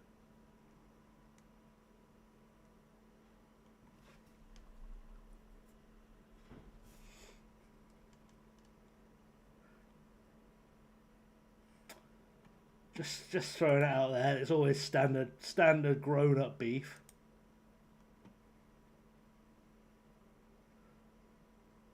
Joined 1 day ago. Me and Harry Ice can be back and we'll bring the gang. All of our imaginary friends are going to come and get ya. And what we're going to do, right, to really punish you, is we're going to all come into chat at once, right? And we're all going to post messages that you're going to make fun of. And we're going to keep posting messages you're going to make fun of. Basically because we've got a humiliation fetish, because we're massive cock boys, right? So what we're going to do, we're going to come in and post messages repeatedly in chat so we can get humiliated like the massive cock boys we are. And that's going to push up your engagement metrics with YouTube so they show your channel to more people and you get more viewers and make more money. Because that's just the kind of tough guys we are. We try and punish you. Honestly, like, you couldn't make that shit up, could you? Hey guys, we're going to punish you by making you more money. I'm really upset about this non-specific thing you did that no one remembers. But to punish you for that, we're going to push you up the YouTube algorithm. Message retracted. Not even deleted, retracted, because they've realised they've just paid me to be a twat. Excellent. Good work. The gang is called Message Retracted. They've realised that their humiliation fetish didn't go well for them. Because in their attempts to punish me, they've pushed me up the algorithm. Like, if you go on YouTube Lives now looking for Football Manager, I was suddenly near the top. I assume. I don't know who else is currently streaming. Looking at who is currently live doing FM26 on Twitch that I know cross streams, which isn't a big list, I'll be honest. I'm going to boldly say the top end of the list on YouTube with the algorithm is me, Robbo, and Scotsman.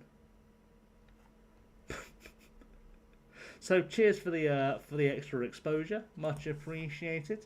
I'm sorry your feelings got hurt by whatever imaginary slight happened. I'm sure I can expect you in my DMs at some point, asking for pictures of my tits or whatever. You know, it's always how these things end up going. I wish I was kidding, by the way. If it wasn't for GDPR, I'd show. If I remember later, before I get on a train, maybe I'll entertain Patreon by showing some of the DMs I get. Sorry, not Patreon, Discord. It's fucking wild.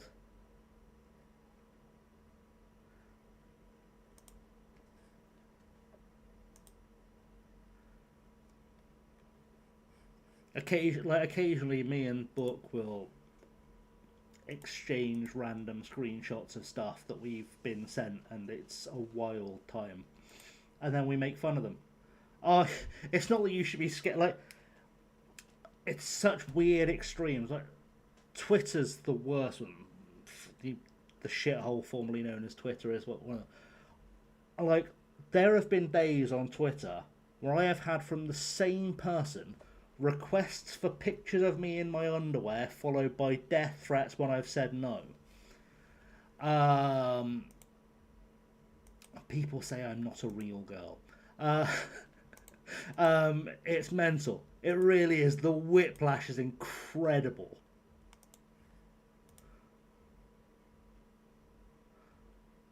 And I'm like, first of all, why do you want pictures of me in my underwear? That's just odd. I don't even want pictures of me in my underwear. And I have to live with myself.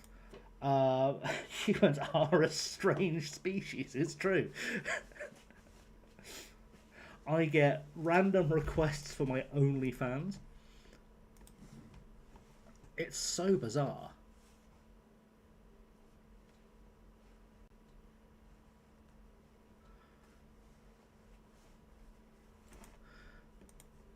And the really funny thing is that a lot of the people that do this stuff don't realise that there is a group of us on Twitter and Instagram who are visible or semi-visible trans people who we have a group where we share these things between us. Like, we just screenshot them and send them to us, and we just roast them in the chat. It's very funny.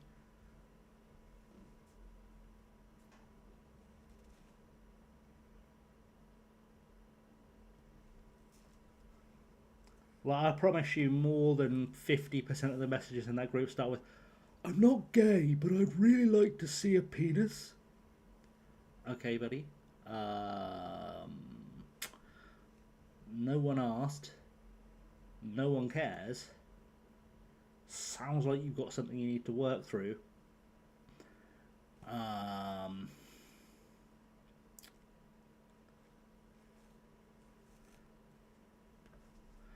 And it's one of those things where, like, on the rare occasion you're bored enough to interact with these people, it's really funny because, like,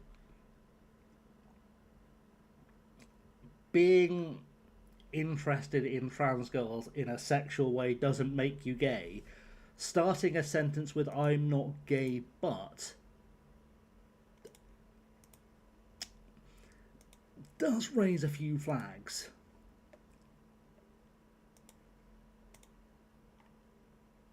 Like that's the part that makes us question. That's the bit that makes us question.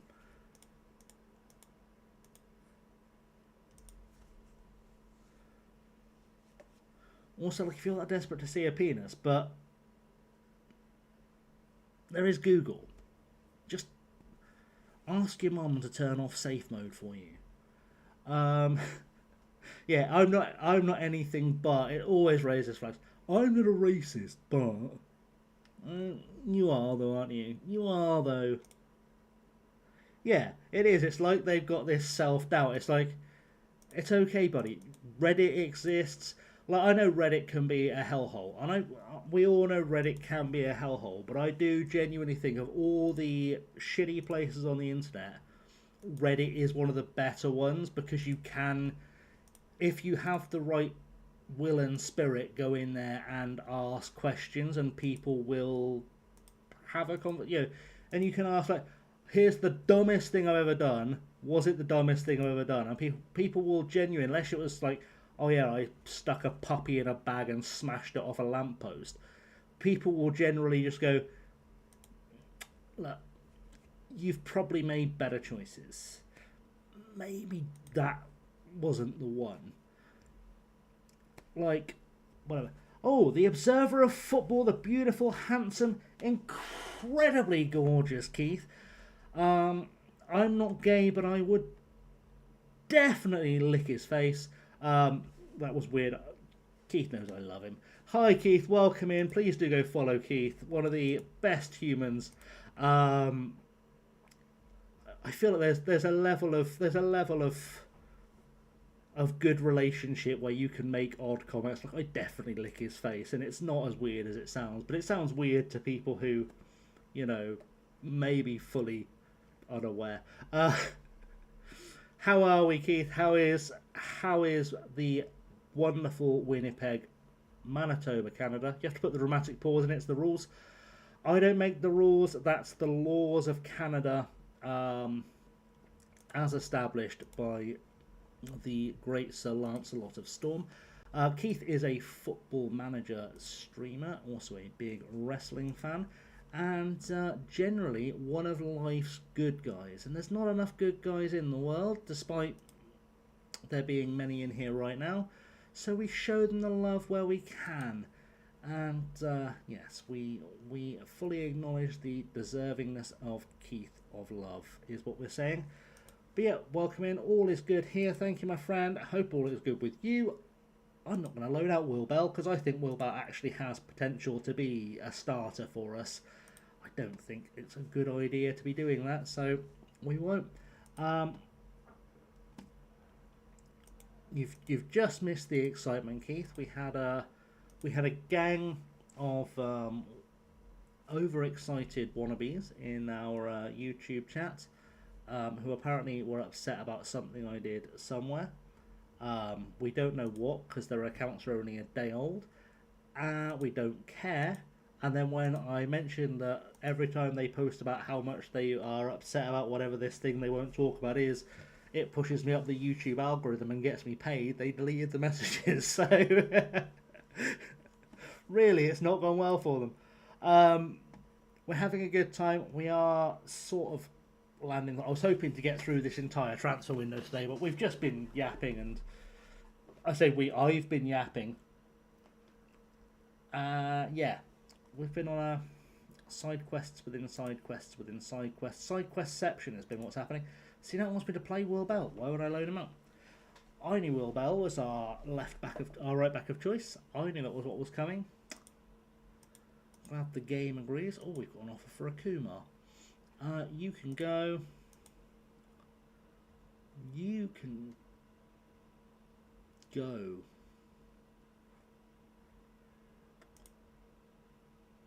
It's probably quite a good offer for him. That's a good offer for him. We'll take that. As our mission to overhaul our entire squad takes shape slowly. our mission to spend as much money as humanly possible. Well, I guess no work permit means you're going out on loan, but that's fine. We've got money to spend, and he looked like a prospect, so I'm okay with that. He can go back on loan to Egypt or wherever, and have another year of fun football, fun times in footballing, fun times of football. English is not my way today. Right. But yeah, we will be ending stream shortly. Probably one more match, I think, just because I've got to get back to Oxford to be in situ. I've got work early tomorrow morning, so I have to be in the right place at the right time, and that does involve, unfortunately, getting upon a train. I don't know why I was trying to register him. It doesn't make any sense. I need to loan him out. Send him out on loan. Job done. Quarter uncertain on transfer. Didn't ask. Nobody asked.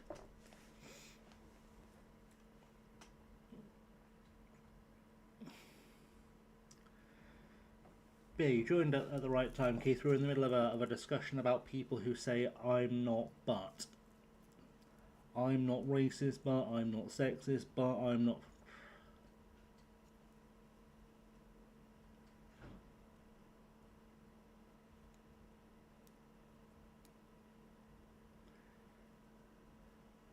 So much easier to declare yourself trash than try and claim not to be, is all I'm saying. Anyway,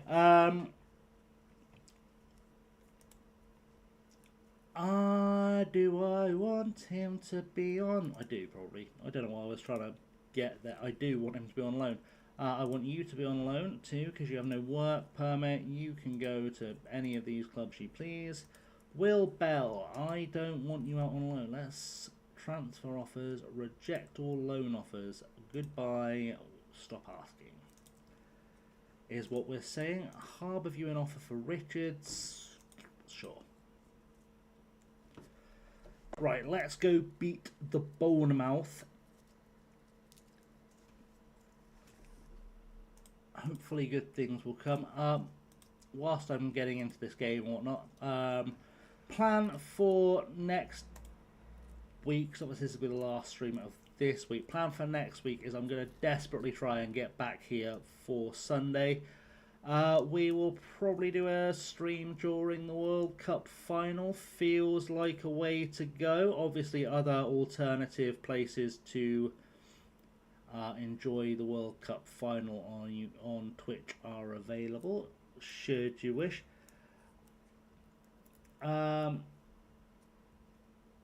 Duck's just forgotten to leave a Discord voice chat. Shout-outs always welcome. I think that was probably either Liam or Simon that did that in truth, but because I didn't get there quick enough.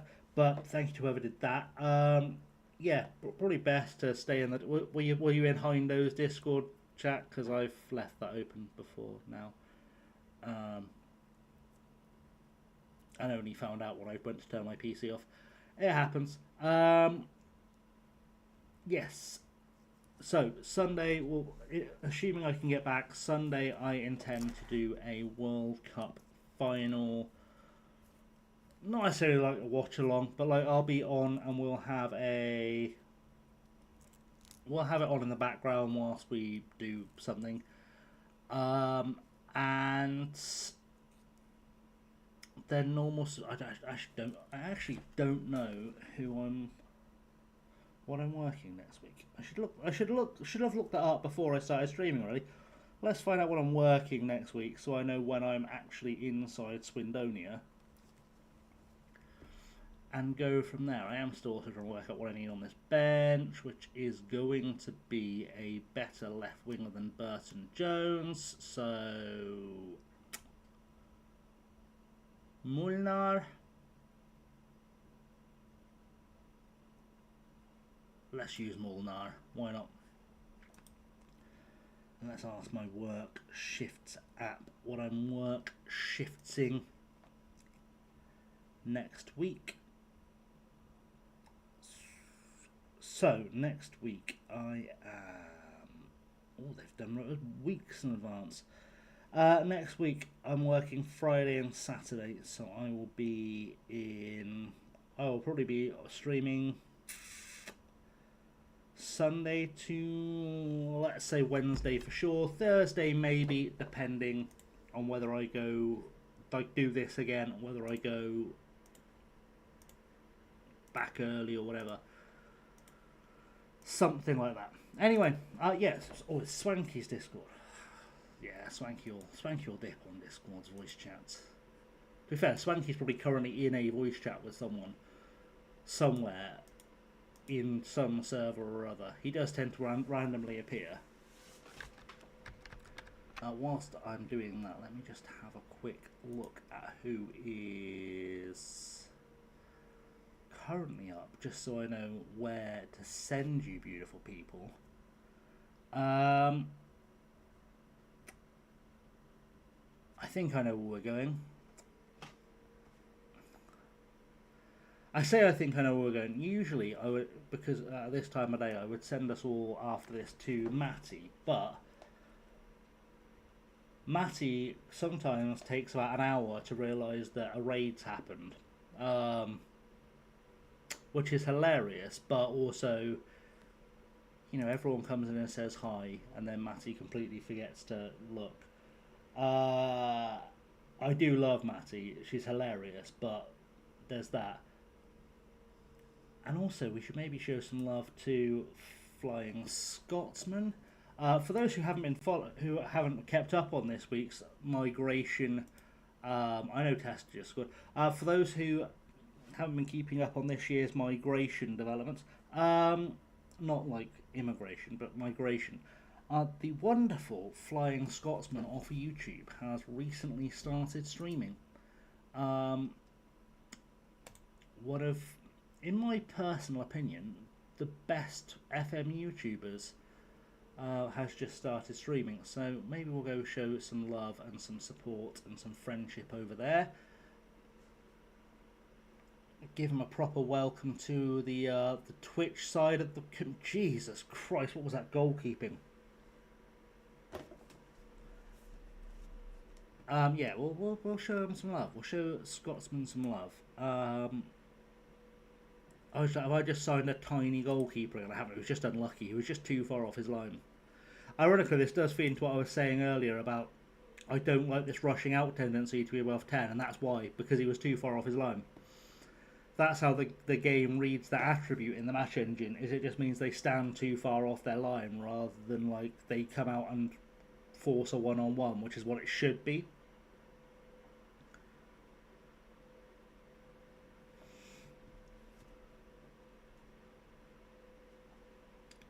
I wish there was someone who coded that fix and possibly fixed our defence. I'm not sure why his defence is going so badly. It can't be Avit's mark. He's been really good. Well, it could be. He could just be having a bad day. These things do happen. Bournemouth are also top of the league, so credit where it's due. Bournemouth are top of the league. If we could turn this result around and win this game, by the way, the top 4 teams would be on the same number of points, which is fun.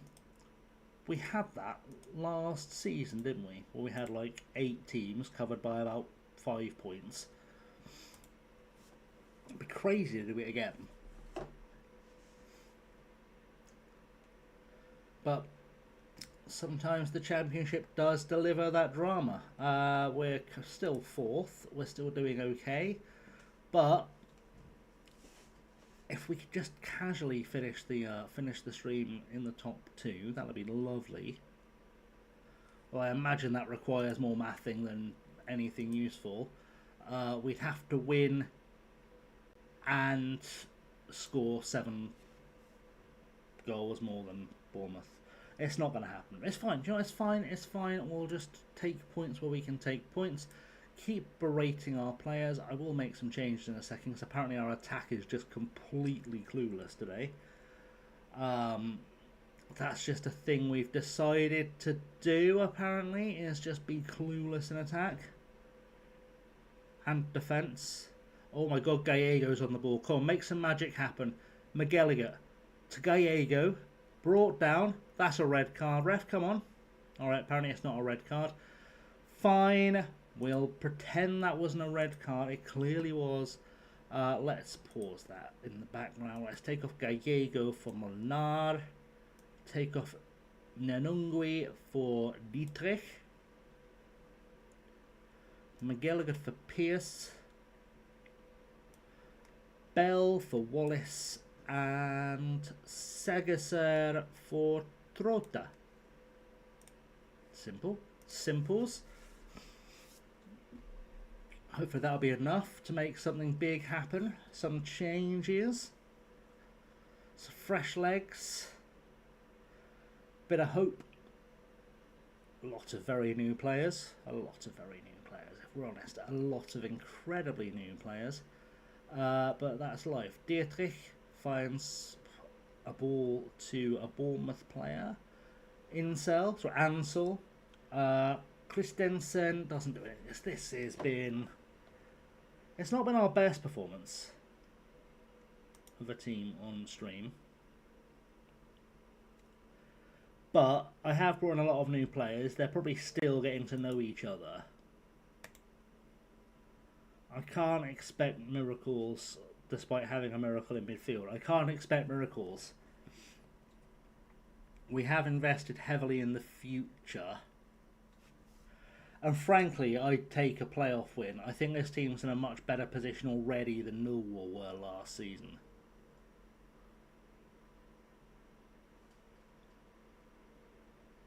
Actually, I was saying about the top 8 or whatever it was being covered by like 5 points last season. Did we win the league last year? It was just really weird. I don't remember. I'm sure it'll be fine.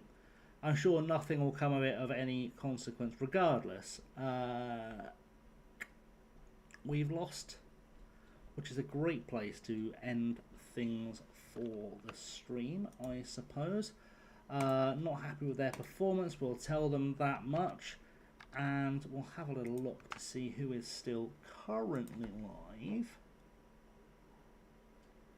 Just so we know what's happening out there. Let me just check my options, bear with me. Because I don't know who's got what in terms of uptime.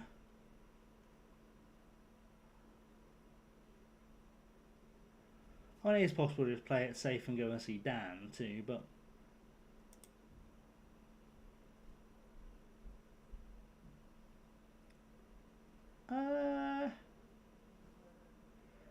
let's go see Scott's. So Scott's is very, like I said, very new to Twitch. Not new to the FM community, and always a good time to just spend any time with. So we'll go and see the Flying Scotsman. See you guys later. Do give Scott a follow. He's only got like 50 followers at the moment, which is wild because he's got 3,000 subs on YouTube. And we'll stop him, we'll say hello, give him a wave, and then I'm going to probably dip quite quickly. But thanks for being here, guys. See you all Sunday for the World Cup final. Till next time, stay safe, have a good one.